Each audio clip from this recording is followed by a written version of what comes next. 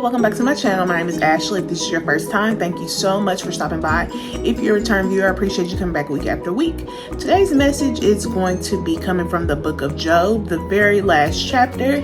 And briefly, if you're not familiar with the story of Job, he was a man that God was very pleased with in the Bible. He was a wealthy man, and the story of Job tells how he lost everything from his children, his livelihood, which was in the form of livestock, and then he was inflicted with painful bumps all over his body, just excruciating pain, to the point where his wife said, "You should curse God and just go ahead and die because all this is happening." Then his friends came to him and were talking to him, and Job is about 42 chapters long.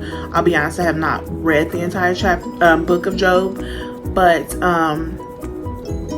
the story ends that in a way that Job ends up getting everything that he lost back plus more. But in the between the time he lost everything and gets it back, God lets him know that he's God.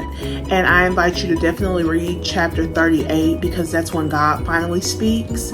Before God speaks, Job's two friends speak and basically tell him, you must have done something wrong for all of this to happen to you.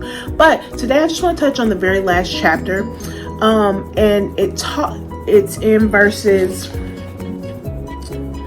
chapter 42 verse 7, and this is the King James Version. It says, "It was so that after the Lord had spoken these words to Job, the Lord said to Eliphaz the Temanite, my wrath is kindled against thee and against thy two friends, for ye have not spoken of me the thing that is right, as my servant Job hath."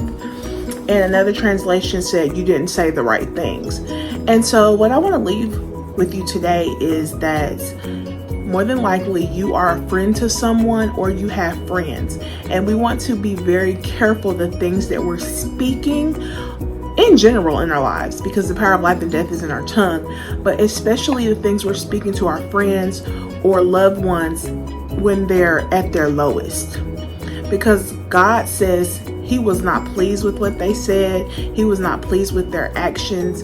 And basically the friends were pointing the finger at Job as if Job had to have done something to be in this situation. But I love how in this verse, God says, I'm pleased with Job. Job's going to be the one praying for you to get it together. And so, yeah, that's just the message today. Just be very mindful and very careful what we speak, especially to people that are going through a hard time, because sometimes it's best to just be silent and be a listening ear to them. God bless you all.